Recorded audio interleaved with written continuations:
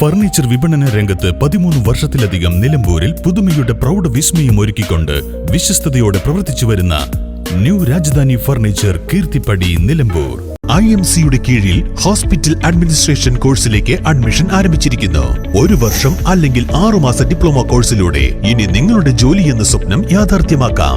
Government ITI Nilambur.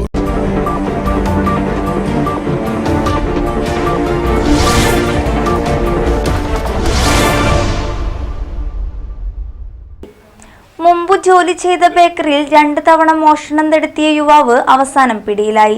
Cherukode സ്വദേശി മങ്കടയിൽ വീട്ടിൽ നിഖിൽ കുമാറാണ് പിടിയിലായത്. ആദ്യത്തെ തവണ 25,000 രൂപ മോഷണം പോയിരുന്നു. 2ാം തവണയും കവർച്ചയ്ക്കെത്തിയെങ്കിലും പണം കിട്ടിയിരുന്നില്ല. എന്നാൽ ഇതിനിടെ മോഷ്ടാവ് CCTV-യിൽ കുടുങ്ങി. ചെറുകോട് അങ്ങാടിയിലെ KM ബേക്കറിയിൽ കഴിഞ്ഞ മെയ് 22 പുലർച്ചെയാണ് നിഖിൽ ആദ്യ മോഷണം നടത്തിയത്. പൂട്ടുപൊളിച്ചകത്ത് കയറിയ പ്രതി മോഷണത്തിന് ശേഷം CCTV-യുടെ വയറുകൾ നശിപ്പിച്ചിരുന്നു. മുമ്പ് ഈ ബേക്കറിയിൽ ജോലി ചെയ്തയാളായതിനാൽ മുൻ പരിചയം വെച്ചായിരുന്നു മോഷണം. വ്യാഴാഴ്ച പുലർച്ചെ 3-നാണ് 2ാം തവണയും ബേക്കറിയിൽ കയറിയത്. പൂട്ടുപൊളിച്ചകത്ത് കയറിയ നിഖിലിന് കാര്യമായി ഒന്നും കിട്ടിയില്ല. തുടർന്ന് മേശയിലുണ്ടായിരുന്ന ആധാർ, പാൻ കാർഡ്, ലൈസൻസ്, തിരിച്ചറിയൽ കാർഡ് മുതലായവയുമായി മുങ്ങി. എന്നാൽ ഇതെല്ലാം മറ്റൊരു CCTV-യിൽ പതിഞ്ഞത് പ്രതി അറിഞ്ഞില്ല. ഇതാണ് പ്രതിയെ കണ്ടെത്താൻ സഹായകമായത്.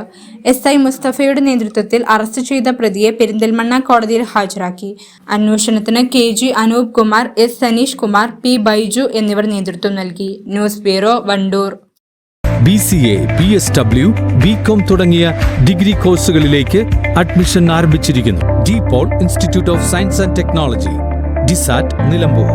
നിലമ്പൂരിന്റെ ആതുര സേവന രംഗത്ത് ഡോക്ടർ കൃഷ്ണവേണിയുടെ നേതൃത്വത്തിലുള്ള പുതിയ മാനേജ്മെന്റിന്റെ കീഴിൽ അത്യാധുനിക സൗകര്യങ്ങളോടുകൂടി Devi Janani maternity and general hospital, Kaluthumkadavu, Nilambur.